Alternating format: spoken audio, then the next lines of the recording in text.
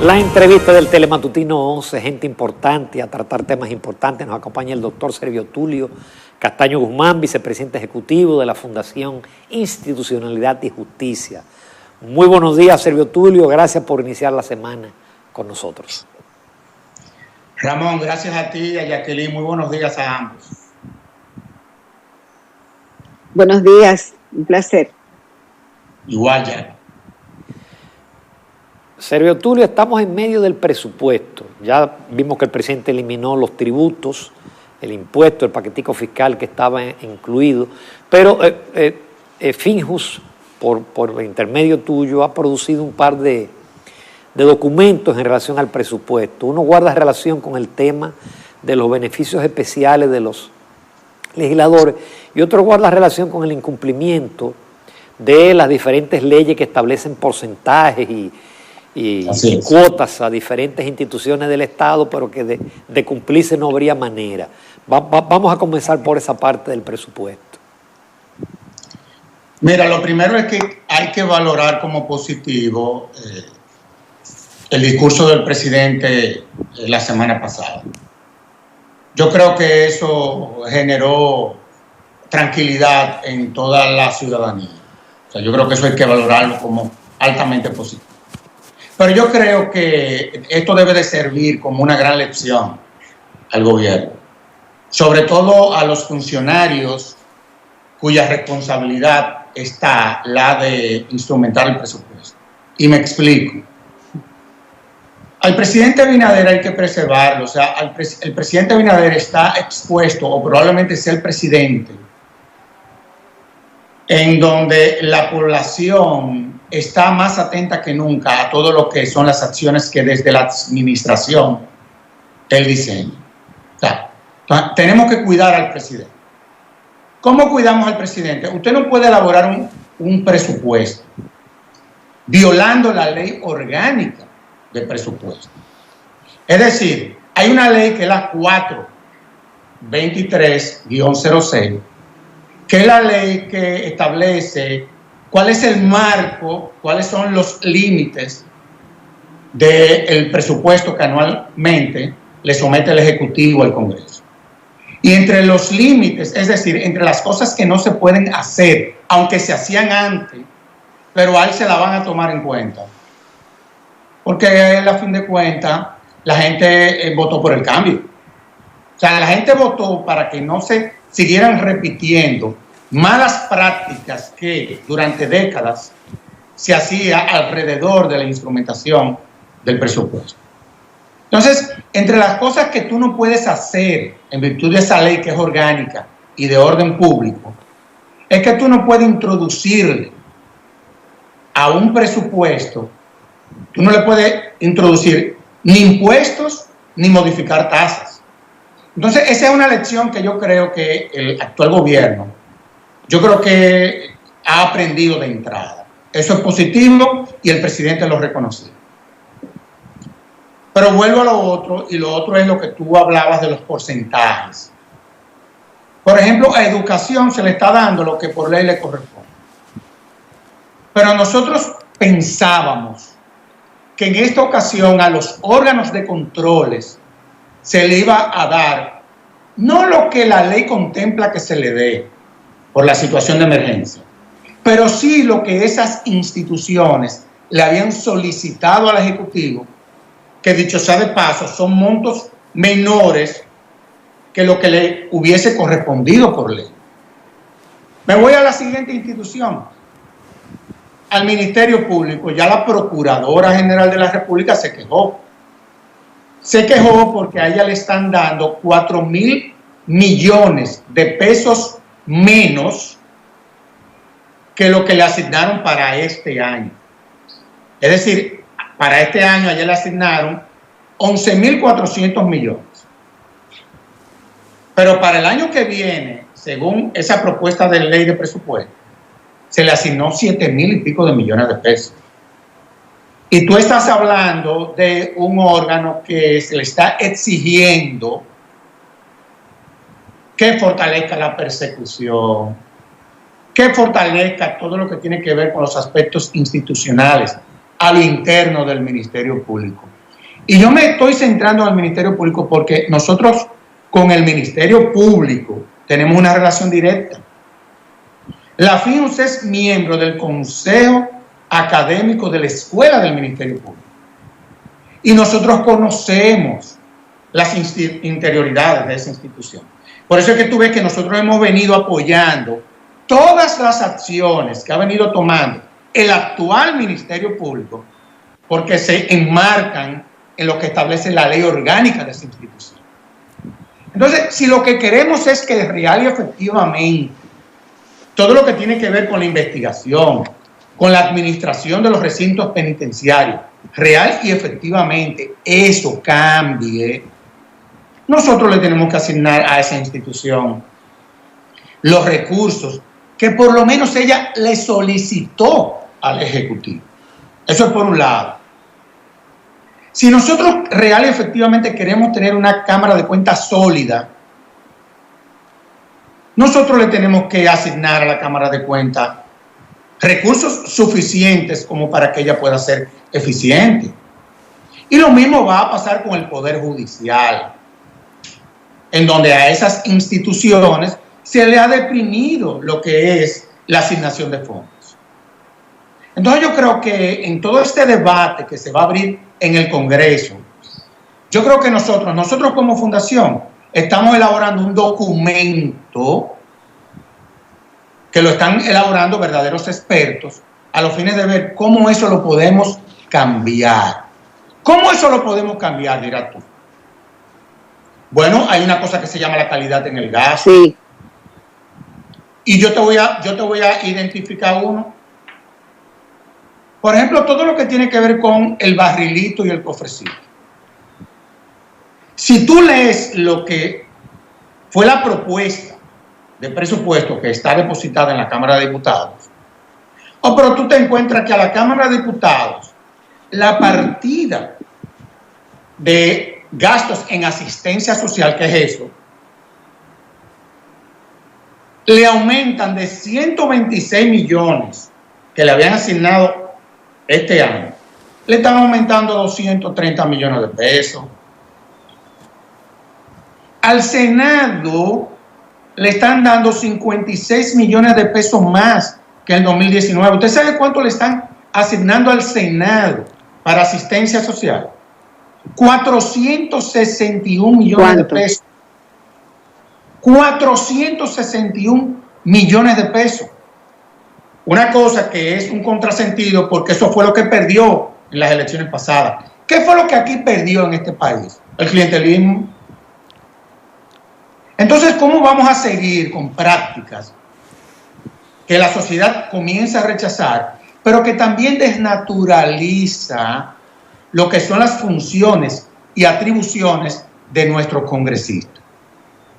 Entonces yo pienso, Jacqueline y Ramón, que nosotros estamos en un momento en donde yo creo que la sociedad entendería, aparte de que es un reclamo, pero aquellos que se han venido beneficiando de esos dispendios que han desnaturalizado el Congreso,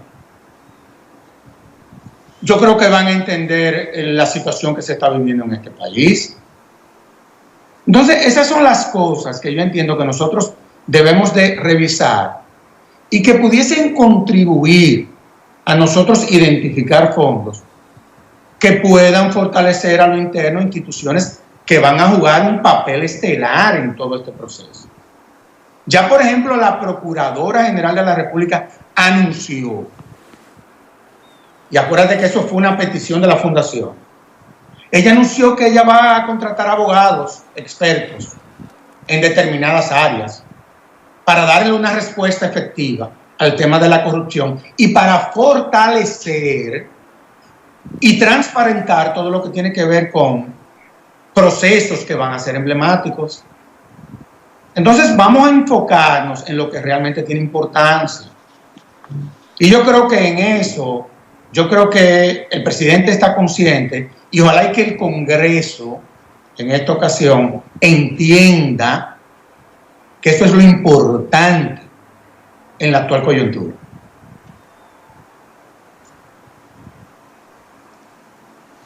Sergio Tulio, sin desperdicio lo que acaba de decir, porque al igual que tú, algunos analistas entienden que al presidente al país se le hizo pasar un mal momento por una gestión deficiente en su momento en la elaboración del presupuesto de parte del director de presupuesto y de parte del Ministerio de Hacienda, que desconocieron esos aspectos tan importantes que tú mencionas anteriormente. También se ha llegado a sugerir, Sergio Tulio, que se revise el aporte que se hace a los partidos políticos. Como quiera, ellos se agencian su ayuda de diferentes fuentes si estamos en un momento de emergencia. Así como también la redefinición de lo que se tiene que hacer en órganos tan importantes, por ejemplo, como la Junta Central Electoral, que esta experiencia del 2019 y del 2020 llevó a que el país en equipos y en logística y en la oposición perdiera miles de millones de pesos. Entonces, si la sociedad ha cambiado, se debe actuar en consecuencia para que esas cosas no se vuelvan a repetir, por ejemplo. No, y cuando tú lees transversalmente el presupuesto, tú te encuentras con que real y efectivamente hay partidas que va a haber que revisar, sin lugar a dudas. Por ejemplo, yo sé que lo que yo voy a decir puede generar algún debate, pero que yo creo que hay momentos en donde tú también tienes que plantear desde el punto de vista institucional lo que realmente conviene para la nación y sobre todo para la sociedad dominicana. Por ejemplo, el presupuesto para educación, con el que todos estamos de acuerdo. Ya eso fue objeto de un debate y yo no creo que... Pero aquí de lo que se trata es de que se cumpla con la ley. Esa ley establece unos porcentajes porque van en doble vía. Te establece el 4% del PIB, pero también te establece el 16% en el hipotético caso de que no se pueda cumplir por X razón, que es el caso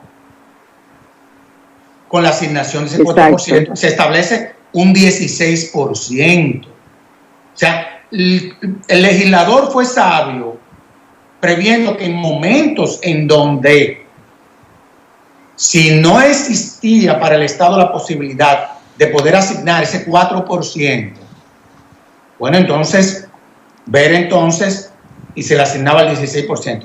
Eso más adelante, eso va a tener que debatirse.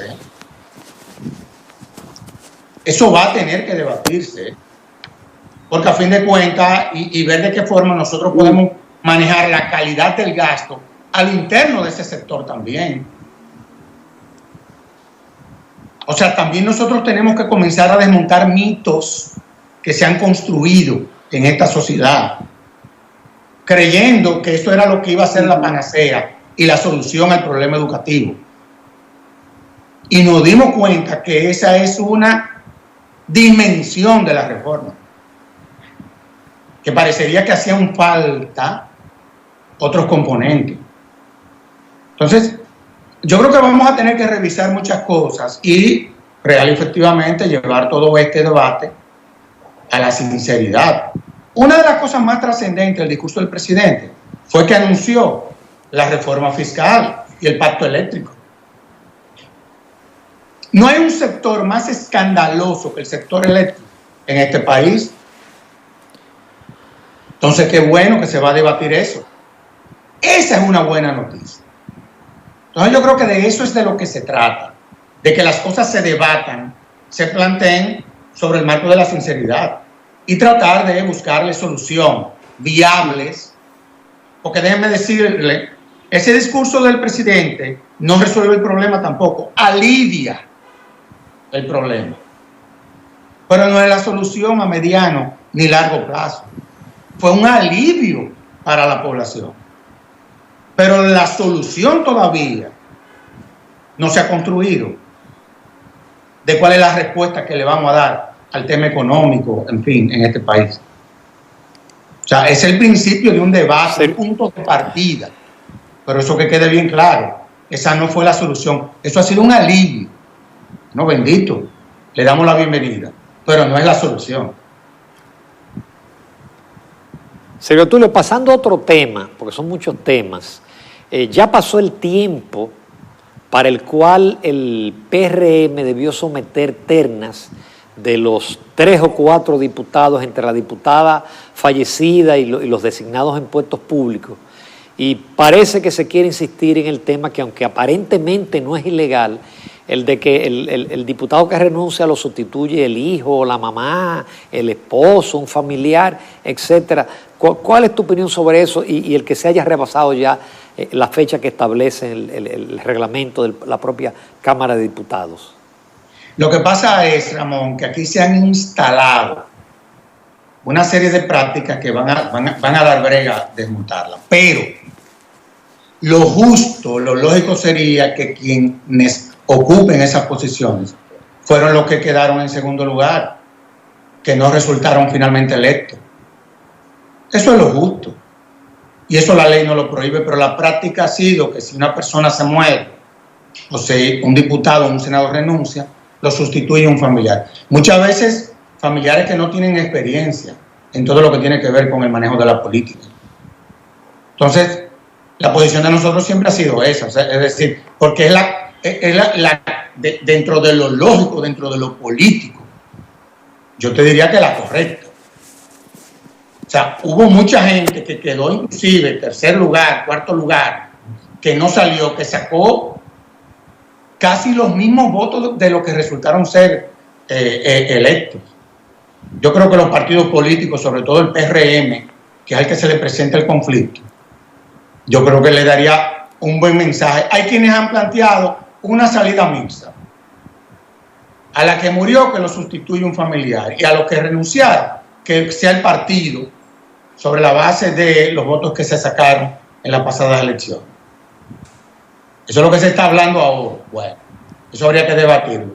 Pero bueno, te reitero, lo correcto desde el punto de vista político es que se han escogido lo que no habiendo sido elegidos, sacaron una cantidad de votos que justifique que ellos estén ahí. De eso es de lo que se trata.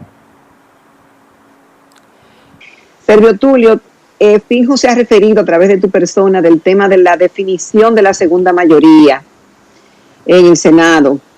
Y todavía estamos en la misma disyuntiva, que si es por los votos obtenidos, por las plazas obtenidas en las pasadas elecciones, o lo que es actualmente, por lo que se han cambiado de partido.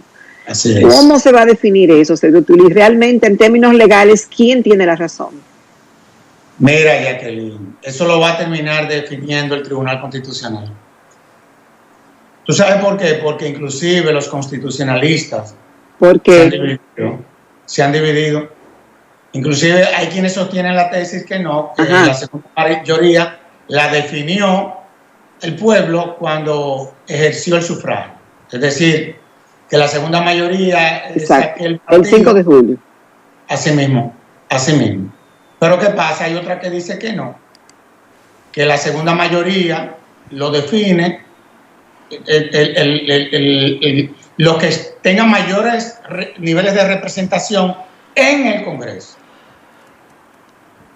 Y entonces la interpretación sería que la segunda mayoría sería el partido ya en el Congreso, sobre todo el bloque, que tenga más senadores en este caso. Estamos hablando de la fuerza del pueblo, esa es la realidad. Entonces hay un debate fuerte, honestamente hablando. Y eso va a ir al Tribunal Constitucional. Pero o sea, inmediatamente ¿sí? Sergio Tulio, pero con lo que tarda el Tribunal Constitucional, porque supone que cuando ya el presidente convoca es porque hay ya cargos en la Suprema Corte de Justicia y cargos en el propio Tribunal Constitucional que ya están vencidos, están a vencer y que es necesaria la convocatoria. Pero la experiencia que tenemos es que normalmente los casos duran meses en el Tribunal Constitucional y a veces ni siquiera logran pronunciarse, como por ejemplo hubo casos de la ley de régimen electoral que finalmente no lograron obtener los 9 votos para pronunciarse. Pero mira lo que va a pasar entonces, que ha pasado ya. Una vez el Senado defina quién es la segunda mayoría, hasta tanto no se declare la inconstitucionalidad o no de esa decisión que toma el Senado, esa decisión es constitucional. O sea, las decisiones de nuestro se presumen constitucionales siempre.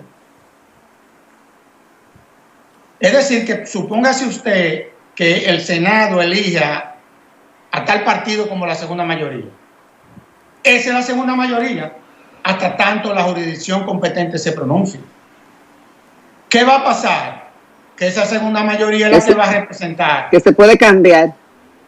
No, que más adelante el Tribunal Constitucional se pronuncie. ¿Y qué ha hecho el Tribunal Constitucional históricamente? Exacto. Que se pronuncia para el porvenir. Porque a fin de cuentas, como el tribunal se toma un tiempo, no solamente para enrolar los casos, sino para decidirlo, porque acuérdense que son 9 votos de 13 jueces. Entonces, como el tribunal se toma su tiempo, hasta tanto el Tribunal Constitucional no se pronuncie, esa decisión del Senado se presume constitucional. Eso es una realidad. Son como las leyes siempre, la ley de partido político, que se ha declarado en 11 ocasiones parte de sus artículos inconstitucionales, hasta tanto el Tribunal Constitucional no se declaró inconstitucional esos artículos eran constitucionales, porque las leyes se presumen constitucionales. Eso mismo va a pasar en esta ocasión. Es un debate que se abre. Mira, y qué bueno que se esté debatiendo todo esto.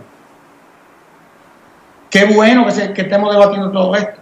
Ahora, el Senado lo que no puede es esperar que el Tribunal Constitucional tome su decisión para ellos tomar esa decisión.